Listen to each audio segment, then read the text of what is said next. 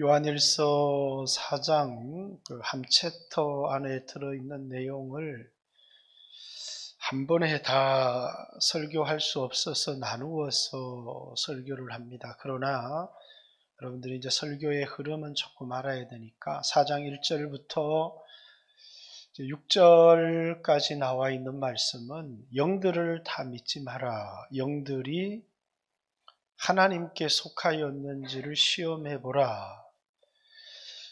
영이 하나님께 속하였는지 세상에 속하였는지의 기준이 뭐냐면 예수 그리스도의 육체로 오신 것을 시인하는 영마다 하나님께 속하였고, 예수 그리스도의 육체로 오심을 부인하는 그 영은 세상에 속한 영이다. 예수 그리스도의 십자가의 죽으심이 여러분과 저를 구원하기에 충분했다고 생각하면 그 사람은 이제 하나님께 속한 것이다. 7절, 8절은 우리가 참된 하나님의 자녀고 예수의 제자고 하나님께 속한 사람이라고 하는 그 증거가 뭐냐 하면 서로 사랑하는 거다. 서로 사랑하면 너희가 내 제자인 줄 알리라. 또 서로 사랑하면 그 사람은 이제 하나님께로부터 난 것이다. 서로 사랑하는 것이 제자 증명서고, 서로 사랑하는 것이 내가 하나님께 속한 소속 증명서고, 우리가 서로 사랑하는 것이 내가 하나님께로부터 났다는 출생 증명서와 같은 것이다 라는 것을 지난주까지 설명을 했고요. 왜? 하나님은 사랑이시기 때문이다. 이렇게 요한일서 4장 8절 하나님은 사랑이시다. 이렇게. 그래서 하나님이 사랑이시라고 하는 말의 의미부터, 그리고 오늘 여러분에게 하려고 하는 말씀이 뭐냐면 하나님이 사랑이시라고 하는 사실의 근거가 도대체 뭐냐? 하나님이 여러분과 저를 사랑한다고 하는 궁극적 증거가 무엇이냐라고 하는 것을 오늘 얘기를 하고 있습니다. 하나님이 사랑이시다. 하나님이 여러분을 사랑하신다. 이렇게 말해도 그것을 믿지 못하는 많은 사람들이 있습니다. 어떤 꼬마가 제 방에 들어와서 자기가 먹던 과자를 제 책상에 이렇게 올려놓았습니다. 그렇죠. 이제 목사님 드세요 이러면서. 근데 이제 그 아이를 보면 이제 너무 사랑스럽습니다. 그 아이를 사랑스럽도록 우리가 이렇게 보면 너무너무 사랑스러운데, 내가 너무너무 사랑이 많아서 그 아이가 사랑스러운 게 아니고, 그 아이를 사랑스럽도록 이제 내 안에 그 아이를 사랑하도록 유발하는 것이 나에게 있는 것이 아니라 그 아이에게 있다는 거예요. 그럼 이건 사랑이다라고 말할 수 있습니까? 자, 오늘 하나님은 사랑이시다라고 하는 말의 의미를 여러분이 잘 생각을 해야 됩니다. 이것을 알지 못하는 많은 사람들이 있어요. 왜? 하나님은 본질이 사랑이고 속성이 사랑인데 그 사랑을 불러일으키는 근거가 나에게 있다. 그럼 사랑이 아닙니다. 내가 사랑을 받을 만하니까 하나님 날 사랑하시는 거죠. 그래서 이제 연인들이 서로 사랑을 하면서 자기야 내가 뭐가 그렇게 좋아? 이렇게 묻습니다. 왜냐하면 그 사람에게 사랑을 불러일으키는 것이 나에게 어떤 매력이 있다는 것이죠. 이제 그런 것은 인간의 사랑이지, 하나님께서 사랑이시다라고 말할 때는 여러분과 저에게 하나님이 우리를 사랑하도록 하나님의 관심과 호기심을 불러일으킬 만한 그 어떤 매력이 우리에게 있기 때문에 그것이 거룩함이라든지 또 하나님을 사랑하는 것이라든지 하나님에 대한 열정이라든지 이런 것이 우리에게 있기 때문에 하나님이 우리를 사랑하셨고 그래서 하나님을 사랑이다 이렇게 말하는 것이 아니다 그 말입니다. 하나님은 뭔가 우리에게서 사랑할 만한 것을 찾아서 우리를 보고 막 호기심이 일어나서 우리를 사랑하신 것이 아니고 하나님 그 자체가 사랑이시다라는 겁니다. 이것은 왜 우리에게 너무너무 중요한 것이냐면 우리에게는 하나님의 사랑을 받을 만한 그 어떤 것도 우리에게는 없다는 것입니다. 그런데 하나님이 우리를 사랑하셨다는 거예요.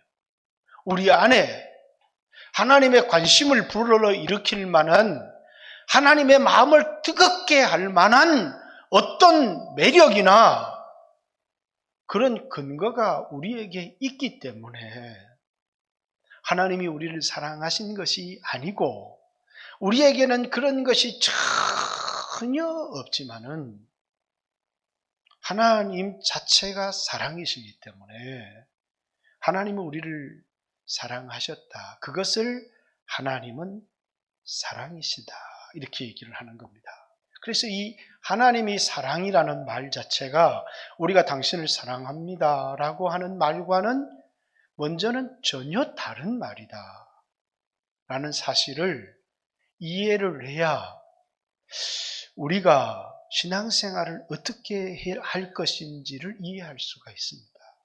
자, 로마서 5장 6절 우리가 연약할 때에 이렇게 우리가 연약할 때 로마서 5장 8절 우리가 죄인 되었을 때 로마서 5장 10절 우리가 하나님의 원수 되었을 때 이렇게 하나님께서 그 아들을 우리 위하여 보내셔서 십자가의 죽으심을 통해서 우리에 대한 하나님의 사랑을 확증하셨다. 이렇게 성경은 얘기를 합니다. 우리가 연약할 때, 우리가 죄인 되었을 때, 우리가 하나님과 원수 되었을 때 우리에게서 하나님의 사랑을 받을 만한 어떤 것도 우리에게 찾을 수 없을 때 그 말입니다. 연약하다는 것은 가치가 없는 존재라는 것입니다. 아무런 하나님이 보실 때 사랑받을 만한 어떤 가치 있는 것이 없는 그런 상태를 연약하다 이렇게 얘기를 합니다. 그런데 하나님이 우리를 사랑하셨습니다. 우리는 어떤 사람을 사랑할 때 그 사람이 우리에게 관심을 끌 만한 인격적인 매력이 있다든지 아름다운 외모나 멋진 남성미를 가지고 있다든지 무엇인가 우리로 하여금 그 사람을 보면 사랑을 하게 하고 호기심을 가지게 하고 관심을 끌게 하는 그 어떤 것이 우리 마음속에 일어나서 우리의 마음을 뜨겁게 하고 그리고 그 사람에게 가서 나 당신에게 관심이 있습니다. 네, 당신을 사랑합니다. 이렇게 이야기를 하는데 이것은 하나님이 사랑이시다라는 말과는 아무런 상관이 없는 말이라는 거예요. 하나님이 사랑이시다는 것은 하나님이 우리를 여러분과 저를 사랑하셨다라고 하는 것은 우리에게 하나님의 사랑을 받을 만한 그 어떤 것들이 있었다라는 이야기가 아니라는 겁니다. 전혀 사랑을 받을 근거가 우리에게 없었다. 자, 죄인 되었다라는 것은 하나님을 진노케 할 만한 것밖에 없었고 그리고 원수 되었다라는 것은 로마서 8장에도 얘기했듯이 육신으로는 하나님을 기쁘시게 할 수가 없고 하나님을 대적할 수밖에 없는 그런 존재였다는 그런 원수를 위해서 또 죄인을 위해서 아무런 사랑받을 가치가 없는 자를 하나님이 사랑하셨다. 그것을 하나님은 사랑이시다. 이렇게 얘기를 하는 겁니다. 마태복음 5장 44절 우리를 향해서 이렇게 얘기를 합니다. 하나님께서 원수를 사랑해라. 아니, 원수를 어떻게 사랑합니까? 너희를 박해하는 자를 위하여 기도해라. 쉽지 않은 일이죠. 만약에 너희를 사랑하는 자를 사랑하면 아니 너희가 받을 상이 무엇이냐 이렇게 얘기를 합니다. 세리도 그렇게 하느니라 이렇게. 세상 사람 믿지 않는 사람도 자기를 사랑하는 사람 사랑하고 사랑할 가치가 있는 사람, 호기심을 끄는 사람은 누구든지 사랑할 수 있다. 그러나 원수를 사랑하고 박해하는 자를 위하여 기도하는 것은 예수님의 제자만 할 수 있는 거다. 그렇게 할 때 너희가 내 제자라고 하는 증거고 너희가 나를 닮았다고 하는 증거고 너희가 내게 속하였다라고 하는 증거지 믿지 않은 세상 사람들도 그렇게 하느니라 이렇게. 그것은 사랑이 아니다. 그 말입니다. 여기 요한일서 4장 그 8절에 하나님은 사랑이시다라고 하는 말의 의미가 하나님은 본질적으로 사랑이시고 하나님은 본성이 사랑이시고 하나님 그 자체가 사랑이시다. 근데 성도들이 어떻게 하면 하나님의 관심을 끌 수 있을까?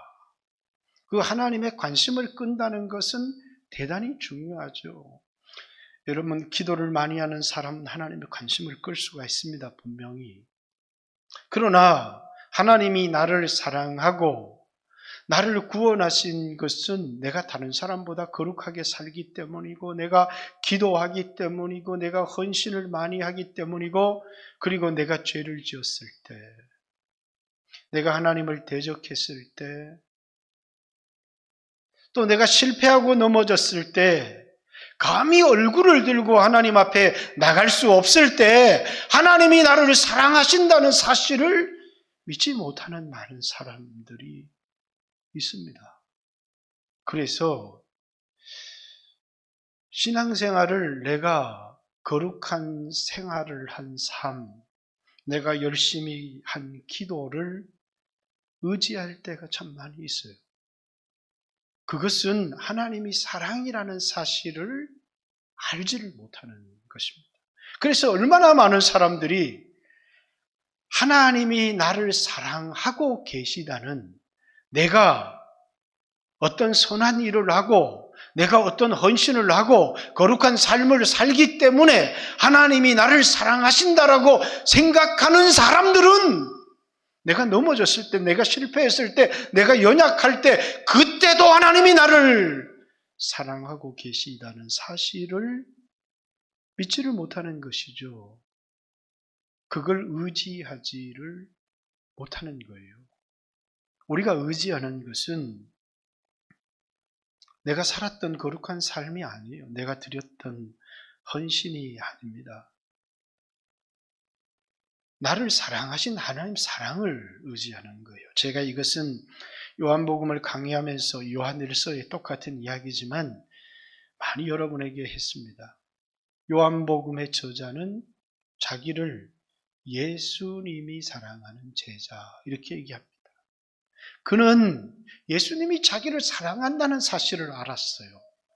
자기가 사랑받을 만한 그 어떤 것이 있기 때문이 아니고 예수님이 나를 선택하셨고 사랑하신다라고 하는 사실.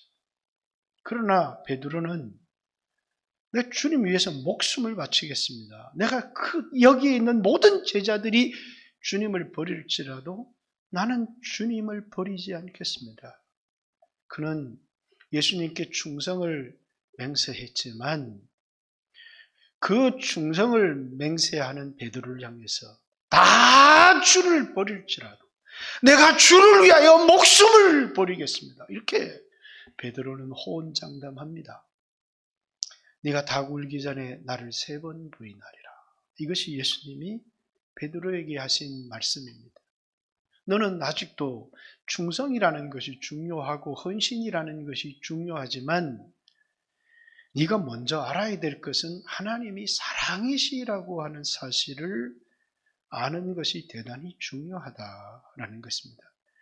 이 말의 의미가 하나님은 사랑이시다라고 하는, 우리에게서 어떤 사랑할 만한 것을 찾아서 사랑하시는 것이 아니고 우리에게는 전혀 사랑할 만한, 그래서 허물과 죄로 죽어 있었던 우리들이고 또 이 세상의 풍속을 쫓아가고 공중의 권세 잡은 자 마귀의 종노릇하고 육체와 마음이 원하는 것을 하여 본질상 하나님의 진노의 자녀이었던 우리를 하나님이 사랑하셨다. 이것을 뭐라고요? 하나님은 사랑이시다. 하나님의 그 큰 사랑으로 너희를 죄에서 건져내셨다. 이렇게 말씀하고 있는 것입니다. 그래서 여러분들이 신앙생활을 하면서 여러분들이 거룩한 삶을 사십시오. 형제를 사랑하는 삶도 사십시오. 열정적이고 헌신적인 삶도 사십시오. 그러나 하나님의 사랑을 잊어버리고 여러분의 헌신을 의지하거나 여러분의 윤리적인 삶에 여러분의 신앙의 근거를 두는 그 순간부터 베드로가 깨어지고 넘어져야 되는 것처럼 여러분들도 깨어지고 넘어질 수밖에 없다는 사실을 기억해야 될 것입니다. 하나님은 우리를 사랑하십니다. 아무 사랑을 받을 자격이 없는 우리를 사랑하십니다. 그래서 우리는 그 말을 은혜다 이렇게 이야기를 합니다. 나는 하나님의 은혜로 구원을 얻었습니다. 지금까지 하나님 은혜로 살았습니다. 이 말이 무슨 말이냐? 나에게는 하나님 사랑을 받을 그 어떤 것도 없지만 하나님이 나를 사랑하셨고 내게 필요한 것을 주셨고 그리고 그 사랑을 끝까지 지금까지 그리고 앞으로도 계속해서 나를 사랑할 겁니다. 그 말의 의미가 내가 은혜를 받았고 은혜로 구원을 얻었고 내가 은혜로 살았습니다. 그 말이 나는 사랑받을 가치가 없지만 하나님 그 자체가 사랑이셔서 그래서 나를 구원하시고 나를 사랑하신 것입니다. 라고 하는 말의 의미가 하나님은 사랑이시다. 그런 말입니다. 자, 그리고 오늘 9절의 말씀. 하나님의 사랑이 우리에게 이렇게 나타난 바 되었으니 하나님이 자기의 독생자를 세상에 보내심은 그로 말미암아 우리를 살리려 하심이라. 자, 요한복음 3장 16절 말씀과 똑같은 말씀입니다. 하나님이 세상을 이처럼 사랑하사 독생자를 보내주셨으니 이는 저를 믿는 자마다 멸망치 않고 영원한 생명을 얻게 하려 하심이라는 말씀과 하나님의 사랑이 우리에게 이렇게 나타난 바 되었는데 하나님이 자기의 독생자를 세상에 보내셨다. 그것은 여러분과 저를 살리려고 여러분과 저를 위해서 하나밖에 없는 유일한 아들인 독생자를 세상에 보내셨다. 이것이 하나님이 우리를 사랑하신다라고 하는 근거다. 자, 이번 주간 우리 교회는 2가지를 기도했습니다. 교회를 식당을 수리하는 문제가 하나님 뜻대로 되도록 기도했고 그리고 이제 몽골을 위해서 기도했습니다. 근데 기도하는데 하나님이 이제 몽골을 위해서 기도하는데 예수님 요한복음 13장 1절에 예수님께서 이 세상을 떠나 아버지께로 돌아갈 때가 이런 줄을 아시고 이 세상에서 자기에게 속한 자를 사랑하시되 끝까지 사랑하셨다. 몽골을 위하여 기도하는데 끝까지 사랑하라고 하나님 말씀하십니다. 끝까지 사랑하라. 물론 요한복음 13장 1절에 끝까지 사랑하라는 것은 예수님이 다시 오신다는 겁니다. 그들을 고아와 같이 버려두지 아니하고 내가 다시 와서 나 있는 곳에 너희도 있게 하고, 그리고 세상 끝날까지 내가 너희와 함께 있겠다. 조금만 있으면 내가 다시 오겠다라고 하는 성령으로 그들 가운데 오실 것을 말씀하시는 구절이죠. 그러나 오늘 여러분과 저에게 있어서 끝까지 사랑한다라고 하는, 하나님이 우리를 사랑한다는 것은 어떻게 증명될 수 있느냐? 하나밖에 없는 독생자를 하나님께서 이 세상에 여러분과 저를 위하여 보내셨다는 겁니다. 그러면서 하나님이 저에게 뭐라고요? 몽골로 가라, 이렇게. 몽골로 어떻게 갑니까? 비행기도 없는데, 그죠? 그리고 몽골로 간다는 것은 쉬운 일이 아닙니다. 왜 쉬운 일이 아니냐? 인구가 300만인데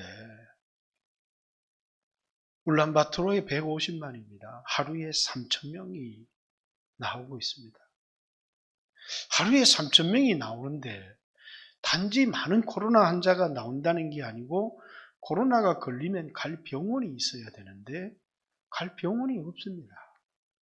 갈 병원이 없다는 게 문제가 아니라 병원에 있든 집에 있든 약국에 가면 해열제를 구하든지 항생제를 구할 수 있어야 되는데, 그래서 몽골에서 목사님이 약 보내주세요 그러면서 사진을 찍었는데 약을 의사한테 문의를 냈습니다. 이 약이 도대체 뭐냐? 한국에서 구할 수 있느냐?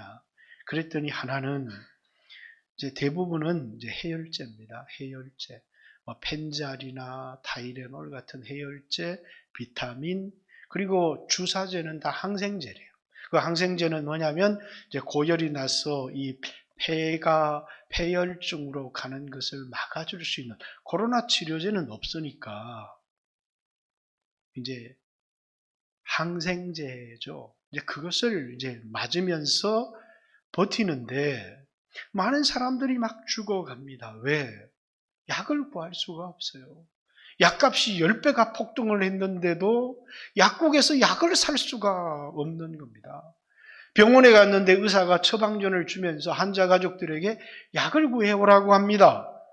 그래서 구해오면 환자에게 놔주고 구해오지 않으면 놔주지 못하는, 그러니까 병원에 가도 약이 없고 약국에 가도 약이 없고, 그러니까 사진을 찍어서 이 약을 좀 보내주세요.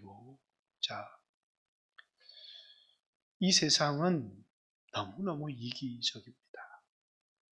예수님은 이 땅에 오신 것은 대접을 받기 위하여 오신 것이 아닙니다. 영광을 얻기 위하여 오신 것도 아닙니다. 멸시와 천대와 아주 이기적인 인간들이 가득 살고 있는 이곳에 하나님께서 하나밖에 없는 독생자를 우리 위하여 보내신 것입니다.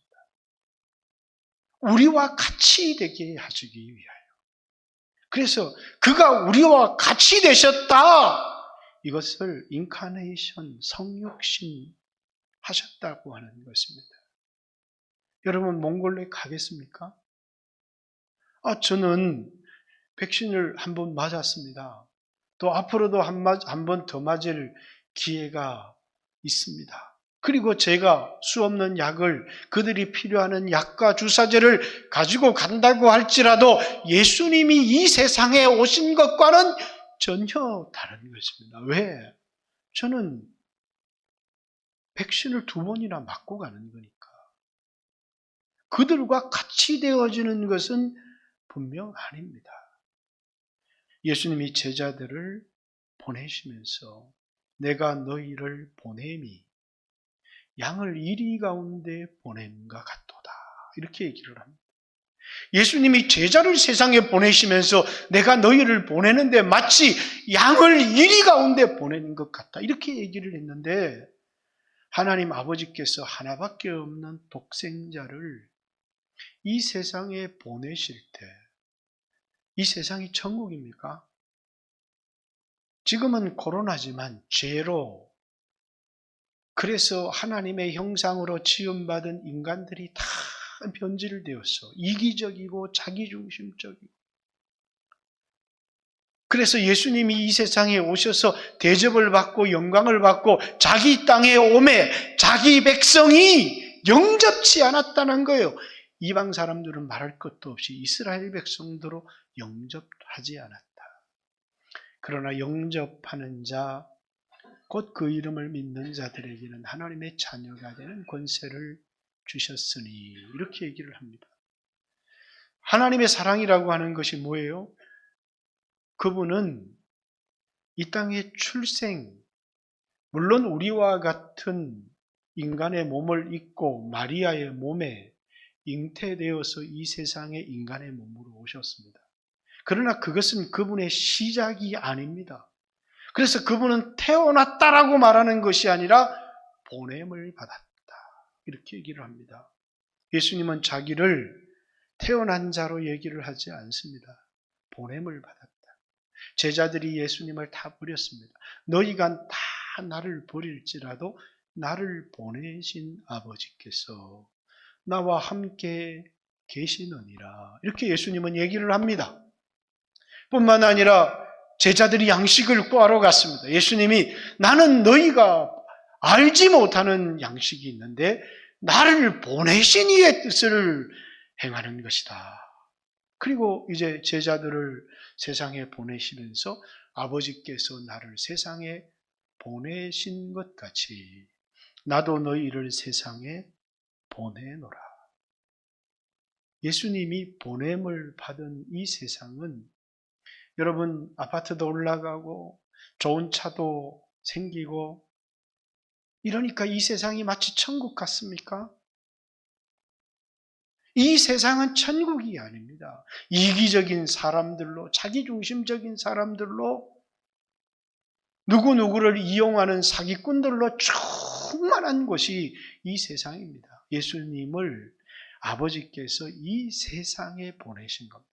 그것은 오늘 우리 교회 성도들이 몽골이 필요로 하는 약과 항생제를 가지고 몽골로 가는 것과는 비교할 수 없는, 그래서 그분의 사랑은 이 땅에 오셨다는 겁니다. 우리와 같은 모양으로 인간의 몸을 입고 이 세상에 오셨다는 거예요. 하늘의 영광의 자리를 버리고 우리와 같은 인간의 몸을 입고 이 세상에 오셨다는 거예요.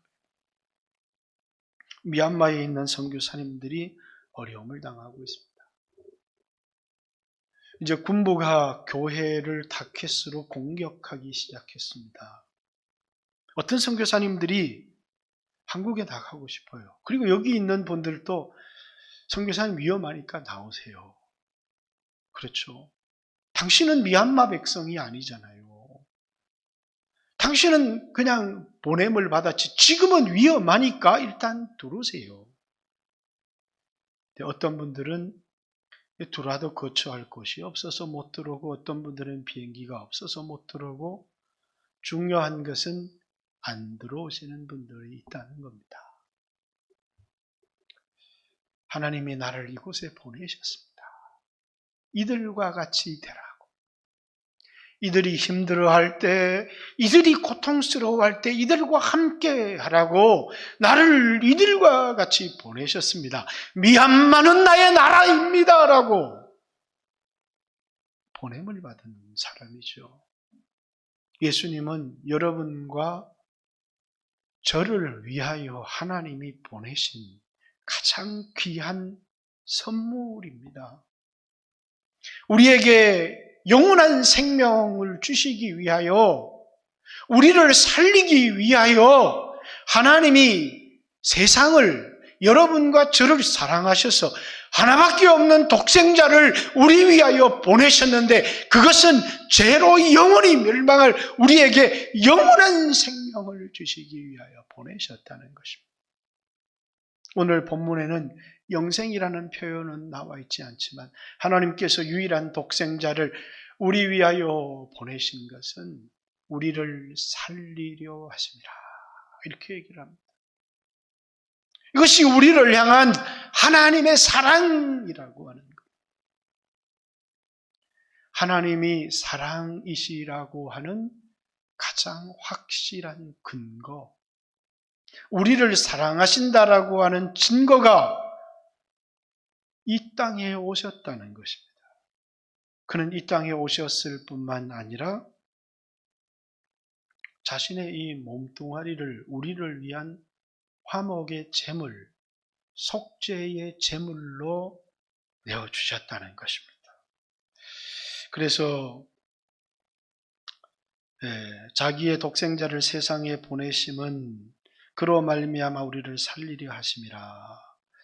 사랑은 여기 있으니 우리가 하나님을 사랑한 것이 아니요 하나님이 우리를 사랑하사 우리 죄를 속하기 위하여 속죄의 제물로 화목의 제물로 그 아들을 보내셨습니다. 이렇게 어느 선교사님이 오지 선교를 갔더니 그 부족에는 사랑한다라고 하는 말이 없더라는 거예요. 제가 선교학 시간에 배운 어떤 선교사의 이야기입니다만은, 그래서 하나님이 당신을 사랑하십니다 라는 말을 어떻게 표현할, 왜 사랑한다라고 하는 단어가 없어서 도무지 이 부족에는, 왜 복음이라고 하는 것은 하나님이 당신을 사랑한다, 그 사랑에서 아들을 보내셨다는 것과 그 아들이 우리가 받아야 될 저주를 대신 받으셔서 그래서 우리에게 영원한 생명을 주셨다는 것을 전해야 되는데 하나님이 당신을 사랑한다는 말이 없더라는 거예요. 그래서 몇 년을 기다렸는데도 사랑한다는 말을 표현할 수가 없다. 근데 어느 날 갑자기 청년 둘이가 막 싸우더라. 죽을 힘을 다해 싸우더라. 그러다가 한 청년이 가래춤을 상대방의 얼굴에 퇴 뱉더래요. 그러니까 싸움이 그쳐지더라는 거예요. 이 가래춤을 뱉는데 왜 싸움이 그쳐지지? 봤더니 춤을 퇴 뱉는 게 내가 너를 사랑한다 임마, 그런 언어라는 거죠. 아, 침을 뱉으면 되는구나. 하나님이 퇴, 그게 하나님이 너를 사랑한다. 그렇죠. 이 세상에 가장 위대한 단어가 있다면 그건 사랑한다는 것입니다. 하나님이 우리를 사랑하셔서 자신의 아들을, 원수되었던 우리들을, 그 아들을 화목의 제물로, 죄 때문에 형벌을 받을 수밖에 없는 그 우리를 위하여 그 아들을 속죄의 제물로 제사로 바쳐서, 그래서 우리에게 죄 없다. 우린 죄를 지었어요. 근데 의롭다라고 하는 것은 죄가 없다고 하는 무죄의 선언입니다. 하나님의 심판대 앞에 섰을 때 이 사랑을 받은 사람마다 하나님이 무죄라고 우리에게 말하실 것입니다. 율법은 무죄가 죄를 하나도 짓지 않는 것입니다. 그러나 이제는 율법의 행위로만 의롭다 되어지는 것이 아니라 하나님께서 믿음으로 의롭게 되는, 새로운 의롭게 되는 길을 우리에게 주셨다는 거예요. 예수 그리스도를 믿는 자마다 하나님이 우리를 의롭다 이렇게 칭하여 주신다는 거예요. 로마서 8장 3절에 하나님께서 그 아들을 세상에 보내서 육신의 죄를 정하사 그 아들을 십자가의 죽으심을 통하여 율법의 요구가 이루어지게 하셨느니라, 이렇게 얘기를 합니다. 율법의 요구는 죄를 지은 사람에게 형벌과 영원한 저주입니다. 그런데 이 형벌과 영원한 저주를 받아야 될 우리를 그 아들을 보내사 육신의 죄를 그에게 담당시킴을 통하여 율법의 요구 전부가 이루어지게 하셨다. 예수를 믿는 자마다 믿음으로 여러분과 저는 뭡니까?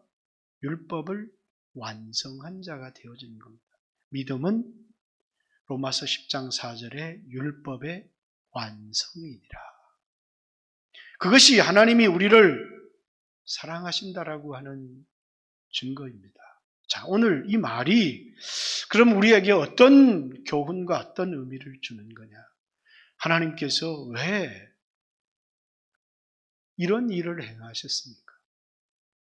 왜 하나밖에 없는 아들을 이 죄악된 세상에 보내셨고 사람들에게 시기와 미움과 질투와 그리고 고통을 당하게 하시고 십자가에 처참한 죽임을 당하는 이 일을 하나님이 왜 행하셨습니까?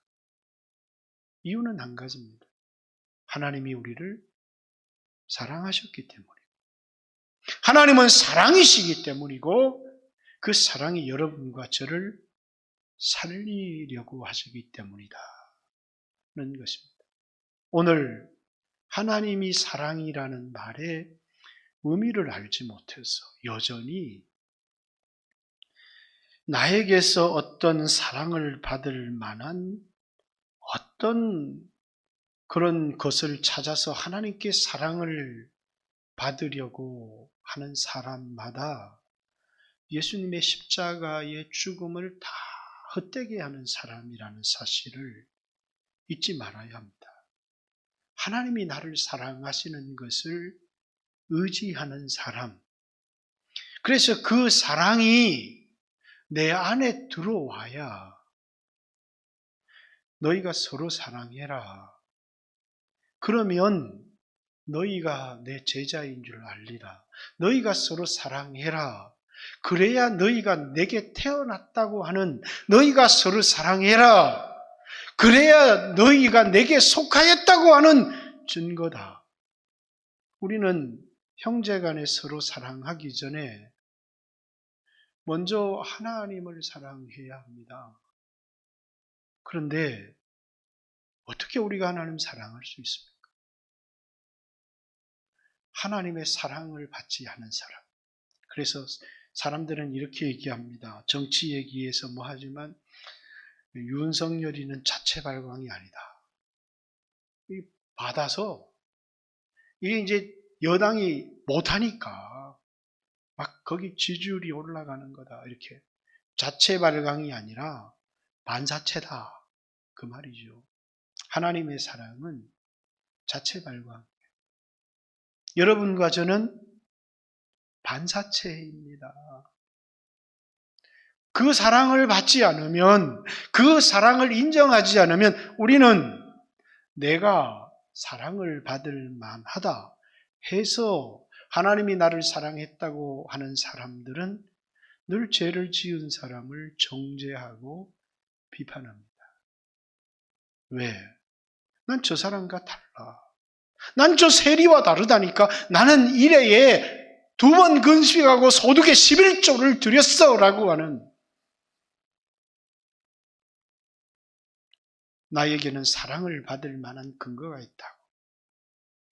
여러분, 그렇지 않습니다. 하나님은 빛이십니다.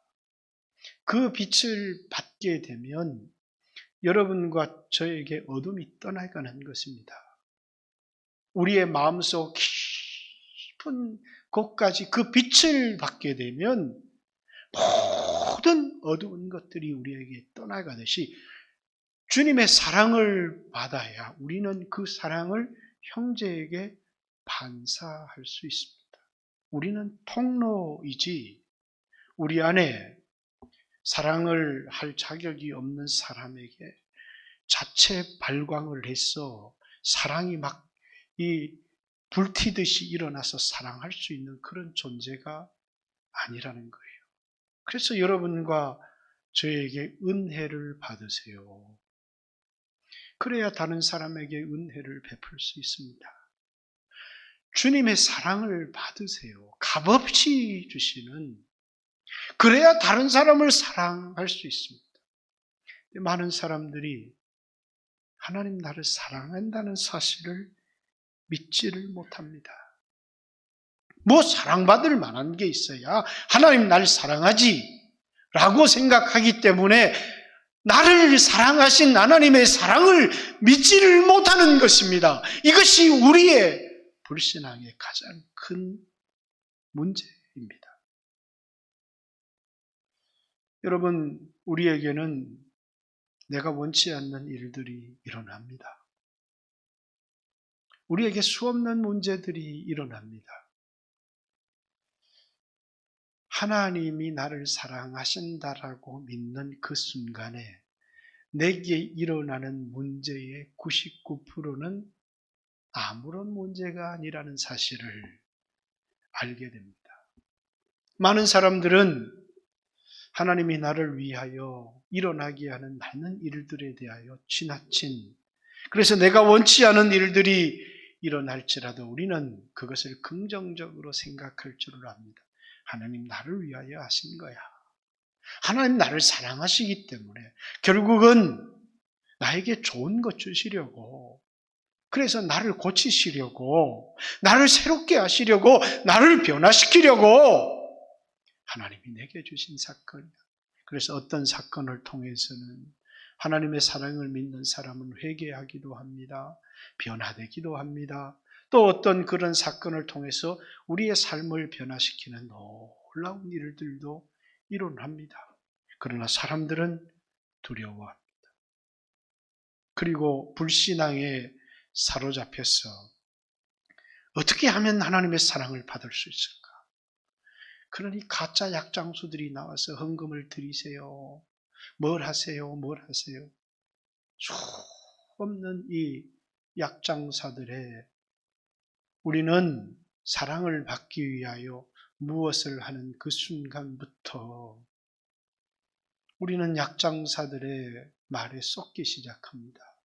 우리는 사랑을 받기 위하여 하는 것이 아니고 우리는 사랑을 받았기 때문에 하는 것입니다.